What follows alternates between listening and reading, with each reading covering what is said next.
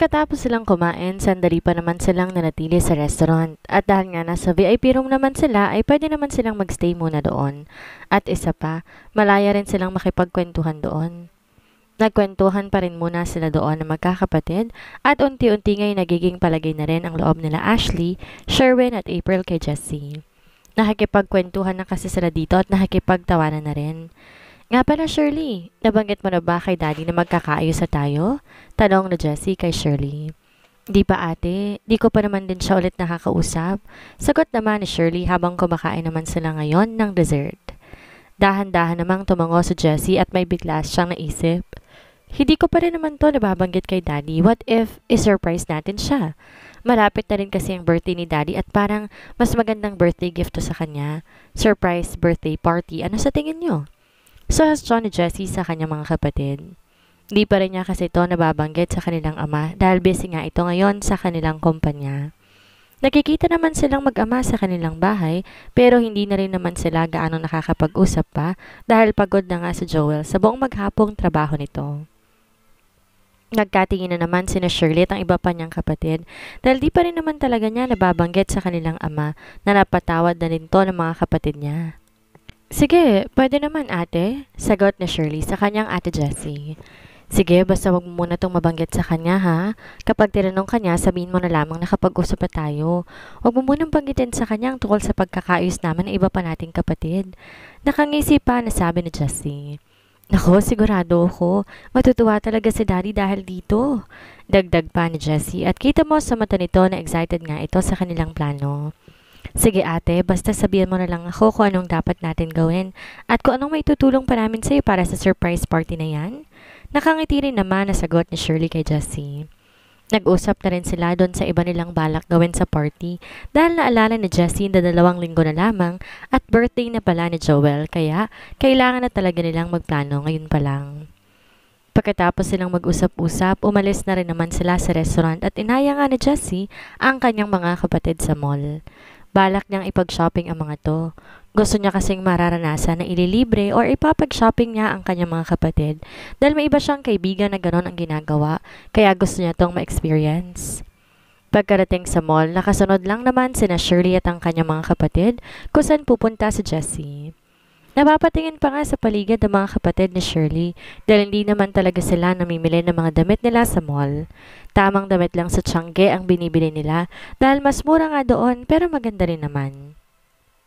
Lumapit si Jessie sa lalagyanan ng mga basket at isa-isang binigyan ang kanyang mga kapatid nito. Nagkatingin na naman sina Shirley at ang iba pa niyang kapatid dahil doon pero hindi na lamang din sila umimik at kinuha na lamang din nila iyon dahil ang kanila pagbibit-bitin sila ni Jessie ng mga pinamili nito. Sige na guys, pili na kayo ng mga gusto niyong damit, ako bahala sa inyo. Nakangiti pa na sabi ni Jessie sa mga kapatid niya nang mapansin niyang nakabuntot lang ito sa kanya at hindi kumukuha ng mga gusto nitong mga damit. Hindi na ate, di naman namin kailangan ng mga bagong damit. Tila nahihiya pa na sabi ni Shirley kay Jessie. Oo nga ate, kakabili pa lang din po ni Tita Angeline ng ilang damit namin. Sabat naman ni Ashley at saka lumapit pa siya kay Jessie. At saka ate, ang mahal ng mga damit dito. Halos pabulong pa na sabi ni Ashley kay Jessie. Bahagya namang natawa si Jessie dahil sa sinabi ni Ashley. Sige na, kumuha na kayo ng mga gusto nyo. Ako naman ang bahalang magbayad sa mga ipapamili ninyo. Sagot naman ni Jessie. Ate, mahal talaga dito eh. Kung gusto mo sa Tiangge na lang tayo pumunta. Sagot na lamang ni Shirley dahil kahit siya'y talagang ayaw bumili ng mamahaling damit sa mall dahil mahal nga ang mga ito. Sige, sa susunod, sa Tiangge tayo pupunta pero sa ngayon, dito muna tayo sa mall mamimili ng mga damit ninyo. Kaya sige na, kumuha na kayo dahil kapag hindi kayo kumuha, magtatampo ako kaagad sa inyo. Sagot pa ni Jessie sa kanyang mga kapatid. Napabuntong hininga naman si Shirley, saka siya napatingin sa kanyang mga kapatid na mukhang ayaw rin bumili ng kanilang mga damit doon. Di naman kasi sila nasanay sa luho at laki nga sila sa hirap kaya mahalaga sa kanila ang pera at kapag hindi naman kinakailangan, hindi naman talaga sila bumibili. Sige na nga, pero konti lang ha. Kanda o talpa na sagot ni Shirley dahil ayaw naman niya na sumama agad ang loob ni Jessie sa kanila. Agad naman na napangiti si Jessie dahil sa sinabi ni Shirley. Sige na, mamili na kayo ng mga gusto nyo dyan. Sabi pa ni Jessie at kumuha na rin to ng basket dahil balak niya na mamili ng mga bagong damit niya. Hindi naman naglalayo-layo sina Shirley at ang mga kapatid niya. Si Ashley at Sherwin magkasama na nag-iikot samantalang si Shirley kasama naman si April. Makalipas nga isang oras na pag-iikot nila sa loob ng mall, lumapit na nga sina Shirley kay Jessie na mukhang abala pa rin sa pagpili ng mga damit. Nakapili na ba kayo? Tanong ni Jessie kina Shirley nang lumapit to sa kanya at nagulat pa nga siya dahil ang bilis makapili ng mga ito. Oo ate, tapos na kaming pumili. Nakangiti pa na sagot ni Shirley kay Jessie. Napakunot naman ang noo ni Jessie dahil iisa lamang ang dalang basket ng mga ito na puno. Nasaan yung sa inyo? Tanong ni Jessie kay Shirley dahil si Sherwin nga ang may dala ng basket. Nandito na ate, pinagsama-sama na lamang namin dito para isang bitbita na lang, sagot ni Shirley. Nagulat naman si Jessie sa sinabi ni Shirley at pagtingin niya sa basket na dala ni Sherwin, hindi pa nga yun napuno tapos magkakasama na raw lahat ng mga pinamili ng mga ito doon. Napakamot na lang talaga sa ulo niya si Jessie kahit di naman yun makati. Ayaw niyo ba talagang mamili dito? Tanong pa ni Jessie sa mga to. Sabay-sabay namang nagsitango si na Shirley kaya naman natawa na lamang si Jessie dahil doon. Okay, fine. Sige. Sa susunod sa Tiangge na tayo pupunta at hindi dito? Natatawa pang sabi ni Jessie. Agad na rin namang binayaran ni Jessie ang mga pinamili nila. Saka sila umalis na sa mall dahil balak niyang isama ang mga kapatid niya sa isang amusement park. Habang nasa daan, nagtataka naman sina Shirley kung saan sila pupunta. Doon na rin kasi sumakay si Jessie sa sinasakyan ni Shirley para magkakasama sila sa biyahe. Ate, saan tayo pupunta? Di na nakatiis sa tanong ni Shirley kay Jessie. Agad namang nilingon ni Jessie si Shirley at saka niya itong initian. Mamamasyal, maaga pa naman kaya ipapasyal ko na muna kayo. Sabihan mo na lang din si Noah kung saan tayo pupunta dahil baka umusok ng ilong nun kapag di niya malaman kung nasan ka. Sagot naman ni Jessie at natatawa pa nga siya sa huling sinabi dahil alam niya hindi mapapakali si Noah kapag di pa nakauwi si Shirley. Sige ate. Saglit na lamang ni Shirley at sa kanya pinadalhan ng mensahe si Noah kung nasaan sila. Pagkarating nila sa amusement park, manghang-mangha naman ang magkakapatid doon. Ngayon lamang din kasi sila nakapasyal sa ganitong lugar. Wala naman nang inaksaya pang oras ang magkakapatid at agad na nga silang naglaro doon at sumakay sa ilang mga rides. At talaga namang nag-e-enjoy sila doon. Halos hindi na nga napapansin pang oras at gabi na pala. Masyado kasi silang natuwa sa kanilang paglalaro. Kaya pala hindi ka sumasagot sa tawag ko, busy palang mahal ko sa paglalaro. Iiling-iling na sabi ni Noah kay Shirley. Nagulat naman si Shirley nang biglang may nagsalita sa kanyang likuran. At pagharap nga niya nagulat talaga siya dahil naroon na si Noah. Mahal? Gulat pa na sabi ni Shirley. Natawa naman si Noah sa naging reaksyon ng kanyang nobya. Grabe, hindi ka talaga nakatiis at talagang sinundan mo pa kami dito? Naiiling naman na sabat ni Jessie. Siyempre, tapos naman ang aking trabaho at hindi rin ako mapapakali kung wala si Shirley sa bahay, kaya sumunod na lang ako dito. Sagot naman ni Noah kay Jessie. Dahan-dahan namang tumango si Jessie. Sana all na lang talaga. Iiling-iling pa na sabi ni Jessie. Hey, akala ko ba naka-move on ka na at meron nang nanliligaw sa'yo? Saway ni Noah kay Jessie. Oo nga, meron na. Sabi ko lang naman sana all ah. Angeline pa nasagot ni Jessie kay Noah. Ipakilala mo kasi sa amin yung manliligaw mo para naman makilatis namin. Natatawang sabi ni Shirley habang nakayakap na si Noah sa kanya. Sige, sa susunod mag-double date naman tayo. Sasabihin ko muna sa kanya. Tila excited naman na sagot ni Jessie kay Shirley.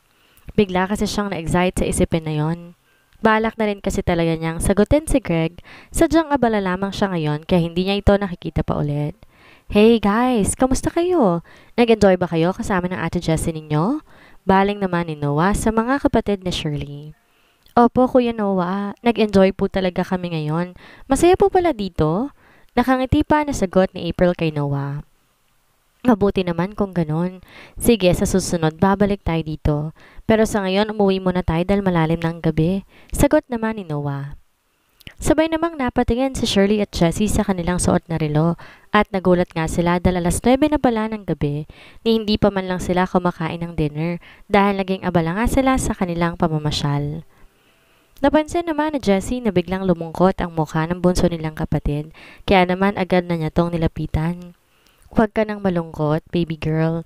Hayaan mo next time maagahan na natin ang pagpunta rito para naman masulit natin ang mga rides dito. Pag-aalo na ni Jessie kay April.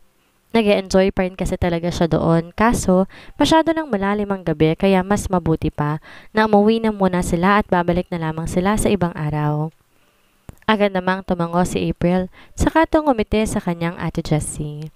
Talaga ate? Babalik pa tayo dito? Tanong pa ni April. Of course, babalik talaga tayo dito o di kaya naman sa ibang amusement park naman tayo pupunta. Nakangisi pa na sagot ni Jessie kay April. Di na rin naman nga sila nagtagal pa doon at tuluyan na nga silang umalis. Dumaan na rin muna sila sa isang restaurant upang kumain dahil hindi pa nga sila kumakain. Sa sariling sasakyan na rin ni Jessie siya sumakay dahil magkaiba nga sila ng way ng uuwian ng kanyang kapatid. Pinasunod lang din kasi niya kanina sa kanila kaya hindi na problema ni Jessie ang driver ang kanyang sasakyan pa uwi. Pagkatapos kumain, dumiretso na rin uwi sila Noah at Shirley kasama ang mga kapatid nito na nakatulog nga sa biyahe pa uwi dahil masyado yatang napagod ang mga to sa pamamasyal nila kanina. Pagkarating nila Noah at Shirley sa mansyon ay agad na ngang nagsipunta sa kanilang mga silid ang mga kapatid ni Shirley. Natatawa pa nga si Shirley dahil kita niya na antok na talaga ang mga ito dahil hindi naman sanay na magpuyat ang mga ito. Kaya habang paakyat sa hagdan, ay pipikit-pikit na ang mga ito. Nang tuluyan na makaakyat ang mga kapatid ni Shirley, ay agad naman nang nilapitan ni Noah ang kanyang nobya at agad na niyakap ito mula sa likuran. Nagulat naman si Shirley sa ginawa ni Noah pero napangiti na lang din siya dahil na-miss niya ang binata. Simula kasi nang tumira siya sa mansyon, nasanay na siya na palagi niya tong kasama kaya ngayon maghapon silang di nagkita at nagkasama na-miss niya nga ito. Na-miss kita. Bulong ni Noah sa punong tenga ni Shirley, sa kanya ito hinalik-halikan sa batok. Tila naman nagtayuan ng mga balahibo ni Shirley sa katawan niya dahil sa paraan ng pagkakasabi ni Noah at sinabayan pang hinalik-halikan siya nito. Pakiramdam niya tuloy biglang nag-init ang kanyang katawan dahil doon. Noah, baka may makakita sa atin dito? Nakakahiya. Kanda-otal pa na sabi ni Shirley at napapanunok na lamang talaga siya ng sarili niyang laway. Wala naman ang tao dito dahil tulog na silang lahat. Sagot naman ni Noah at muli, pinagpatuloy ang ginawa niyang paghalik-halik kay Shirley. Naipikit naman ng mariin ni Noah ang muling pagpapatuloy. Saka siya napabuntong hininga. Inawakan niya ang kamay ni Noah na nakapulupot sa kanyang bewang, saka ito dahan-dahan na inalis. Mahal, inaantok na kasi ako eh. Tara na, matulog na tayo. Sabi ni Shirley sa kanyang nobyo, saka siya humarap dito.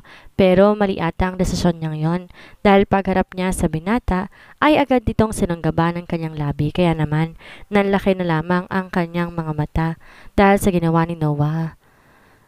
Pipigilan pa sana ni Shirley kay Noah pero hindi na talaga nagpawat ang binata. At talaga namang hindi ito binitawan ng labi ni Shirley kaya naman hinayaan na lamang din ni Shirley ang kanyang nobyo at unti-unti nga tinutugon na rin niya ang paghalik nito sa kanya. Nasa ganoong senaryo naman sila na bigla namang bumukas ang ilaw kaya agad na naitulak na Shirley si Noah at pagtingin nila sa hagdan nga ay naroon nga si Angeline. At gulat na gulat pa nga ito sa kanyang nakita. Mukhang nakaistorbo yata ako ah. Pasensya na, iinom lang sana ako ng tubig. Sabi ni Angeline na makabawi siya sa pagkagulat at natatawa pa nga siya sa itsura ng dalawa na mukhang nabitin nga sa ginagawa ng mga ito. Napakamot na lang sa kanyang ulo si Noah habang si Shirley naman ramdam na ang pag-iinit ng kanyang mukha dahil sa hiya. Dahil nakita talaga sila ng ina ng kanyang nobyo na naghahalikan sa sala. Sorry po, nakayoko ang ulo. Si Shirley kay Angeline. Natawa naman si Angeline dahil doon. Bakit ka nagsasorry, iha? Hindi mo naman kailangan magsorry dahil normal lang naman na maghalikan kayo dahil may relasyon kayong dalawa. Ako nga ang dapat magsorry dahil nagambala ko kayo. Tatawa-tawa na sabi ni Angeline, tsaka ito naglakad papuntang kusina para uminom. Pagtingin naman ni Noah kay Shirley, nakita niya masama ang tingin sa kanya ng dalaga. Kaya naman, lumapit pa siyang lalo dito at saka niya to inakbayan. Siniko naman ito ni Shirley pero hindi nagpatinag ang binata at di niya inalis ang pagkakaakbay niya sa dalaga. Pagkalabas ni Angeline sa kusina, nakita niya na naroon pa rin ang dalawa at mukhang hinihintay nito na makabalik siya. Bakit nga pala gising pa kayong dalawa? At narito sa sala, kauuwi niyo pa lang ba? Tanong na ni Angeline. Yes, Mom. Kauuwi lang po namin. Actually, Mom, sinundan ko na nga po sila dahil nawili na silang magkakapatid sa pamamasyal at di na napansin na gabi na. Sagot ni Noah sa kanyang ina. Dahan-dahan naman na tumango si Angeline. Hinayaan mo na lamang muna sila, ikaw talaga. Ngayon lamang naman sila nagkaroon ng bonding time ng magkakapatid, tapos sinundan mo naman pala. Next time, hayaan mo lang silang magkakapatid, ang mga yan. Maganda magkaroon sila ng oras sa isa't isa dahil ngayon lang din naman sila nagkakilala at isa pa, may mga bodyguard naman silang kasama. Kaya alam naman natin na safe nga silang magkakapatid sa lakad nila. Naiiling ng sagot ni Angeline kay Noah. Napakamot naman ulit sa kanyang ulo si Noah kahit na hindi yon makati dahil ang akala niya ay kakampihan siya nito. Pero mukhang siya pa ang mali ngayon. Paglingon niya kay Shirley, nakita niya na nakatawa na ito sa kanya. Iha, kamusta ang lakad ninyo ni Jessie? Nag-enjoy ba kayo ng mga kapatid mo na kasama siya? Baring naman ni Angeline kay Shirley. Opo, Mommy. Sobrang enjoy po kami na makasama si Ate Jessie. Sa sobrang enjoy nga po namin ay hindi nga po talaga namin napansin pang oras. Buti na nga lang po dumating si Noah dahil gabing-gabi na po pala. Nakangiti namang sagot ni Shirley kay Angeline. Agad naman na napangiti si Angeline dahil sa sinabi ng dalaga. Mukhang magkakasundo naman pala kayo. Sana lang talaga magtuloy-tuloy na yan at tuloy na talaga kayo magkapatawaran dahil isang pamilya pa rin naman kayo. Magkaiba man kayo ng ina ni Jessie, magkakapatid pa rin kayo dahil iisa lamang ang inyong ama. At dapat nagmamahalan talagang magkakapatid. Nakangiti pa na sabi ni Angeline kay Shirley. Opo, sana nga po tuloy-tuloy na ito. Pero hindi pa po ito alam ni tatay. Balak po kasi namin na i-surprise po siya sa birthday niya, kaya hindi pa po namin sinasabi sa kanya na magkakaayos na po kami ni Ate Jessie. Sagot ni Shirley sa ginang. Wow, siguradong matutuwanan niya ng inyong ama. Magandang regalo yon sa kanyang kaarawan na magkakaayos na kayo magkakapatid. Sagot ni Angeline sa dalaga. Gabing-gabi na rin naman. Mabuti pa matulog na po tayo at bukas na lamang po tayo magkwentuhan, sabat na ni Noah dahil napapasarap na ang dalawa sa pagkukwentuhan ng mga ito. Bahagya naman na natawa si Angeline sa kanyang anak. Nabitin ka lang kamo kaya kagad yan. O sige na, aakit na ako. Matulog na rin kayong dalawa. Sa susunod kasi, huwag kayo kung san-san na lang gagawa ng milagro para walang makakita sa inyo. Tatawa-tawa pa na sabi ni Angeline bago to tuluyan ng umakyat papunta sa kanilang kwarto. Bigla namang pinamulahan muli ng mukha si Shirley dahil sa sinabi ni Angeline. Habang si Noah na may tatawa-tawa, kaya nahampas na lamang talaga siya sa braso ni Shirley. Ikaw kasi, inaawat na kita kanina. Ayaw mo makinig. Nakakahiya ang mami mo pa talagang nakakita sa atin. Ines na sabi ni Shirley kay Noah. Okay lang yan. Naintindihan naman tayo ni Mama at isa pa, tama naman siya. May relasyon tayo, kaya normal lang na maghalikan tayong dalawa. Wala naman pati tayong ginagawang masama, kaya wag ka na mainis dyan. Sagot naman ni Noah, saka sila ubakyat ang hagdan ni Shirley, habang nakaakbay pa rin siya dito. Nagpatianod na rin naman si Shirley kay Noah at inihatid na nga siya nito sa kanyang silid. Good night, sabi ni Shirley kay Noah. Good night din, mahal. Wala bang good night kiss dyan? Nakangisi pa na sabi ni Noah. Inirapan naman ni Shirley ang binata. Mahuli na naman tayo. Nakakiss ka na kanina kaya okay na yun, sagot ni Shirley. Iba yun, sige na please, sagot pa ni Noah. O kaya naman baka pwedeng dyan na lang ako matulog sa silid mo. Namiss kita maghapon at parang gusto kitang katabing matulog ngayon, dagdag pa ni Noah. Mahal, sa kwarto mo na ikaw matulog. Malikot kasi ako matulog baka mahulog ka lang sa higaan ko, kaya doon ka na lang sa kwarto mo. Sagot naman ni Shirley. Kiss na lang kita para magtigil ka na, ha? Dagdag pa nito, tsaka dinampian ng halik sa labi si Noah. Pero mabilis ang binata. Agad na hinapit sa bewang ang dalaga at ang balak na damping halik lamang ni Shirley ay pinalalim na ni Noah. Ilang minuto rin silang magkahinang ang mga labi at kung di pa sila kakapusin ng paghinga, hindi pa bibitawan ni Noah ang labi ng dalaga. Sige na, matulog na tayo. Good night na, sabi ni Shirley habang habol ang hininga niya matapos bitawan ni Noah ang kanyang labi. Pangiti-ngiti naman si Noah. Di ba talaga ako pwedeng matulog dyan? Pangulit pa nito. Hindi, sige na. Pumunta ka na sa iyong kwarto. Nakaira pa na sagot ni Shirley, sa kanya binuksan ang pinto ng kanyang silid at agad na pumasok. Kumaway pa muna siya sa binata bago niya tuluyang isinara ang pinto ng kanyang silid. Iiling-iling naman si Noah habang nakangiti papunta sa kanyang silid. Ramdam pa rin kasi niya ang pag-iinit ng katawan ng dalaga at alam niyang nagkokontrol din lamang ito sa sarili kagaya niya. Samantala naman, pagkarating ni Jessie sa kanilang bahay, nagulat pa siya dahil bukas sa maraming ilaw doon at napansin din niya mayroong ibang sasakyan sa labas ng kanilang mansyon. Kaya napaisip siya, sino namang bibisita sa kanila ng gantong oras ng gabi dahil mag-aalas 12 na talaga na madaling araw. Pagkapasok niya ay agad nga niyang napansin ang kanyang ama. Nagulat pa siya nang kausap ito ngayon, walang iba kundi si Greg. Hi Dad! Bati ni Jessie sa kanyang ama pagkapasok niya. Saka siya lumapit dito at tumalik sa pisngi nito. Hi Greg, ginagabi ka yata dito? Sabi din naman ni Jessie kay Greg at napapangiti pa nga siya sa binata dahil napakagwapo din ito ngayon.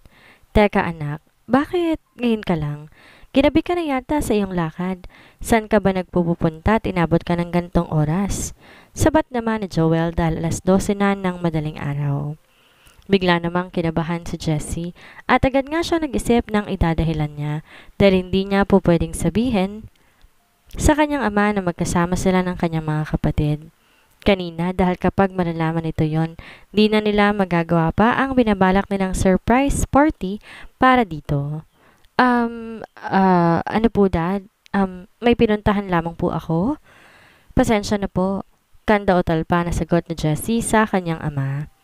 Nagtataka man sa ikinikilos ng anak ay hindi na lamang din pinansin pa ni Joel dahil inaantok na rin kasi talaga siya. Kanina pa nga niya gusto sanang magpahinga pero ayaw naman niyang iwanan si Greg doon na mag-isa. Ganun ba? O siya sige. Ikaw na munang bahala sa bisita mo. Kanina ka pa hinihintay ni Greg at halos maubusan na nga kami na mapapagkwentuhan na dalawa. Sagot naman ni Joel sa kanyang anak. Sige po dad, good night po. Sagot naman ni Jessie sa kanyang ama. Iho, maiwan ko na kayo ni Jessie ha? Ako'y matutulog na. Baling naman ni Joel kay Greg. Sige po tito, salamat din po. Good night po. Sagot naman ni Greg sa ama ni Jessie. Nang tuluyan ang makaakyat sa kanyang silid, si Joel, saka naman muling humarap si Jessie kay Greg. Bakit man hindi mo lang ako tinawagan na pupunta ka pala dito? Yan tuloy, naghintay ka pa yata ng matagal, sabi ni Jessie kay Greg, saka siya naupo sa tabi nito. Okay lang, akala ko kasi narito ka. Gusto sana kitang isurprise kaso ako yatang na-surprise dahil daddy mo lang naabutan ko rito. Natatawa pa na sagot ni Greg kay Shirley. Naiiling naman na natatawa si Jessie dahil sa sinabi ni Greg. Bakit ka nga pala napapunta dito? Gabi na. Tanong na ni Jessie sa binata.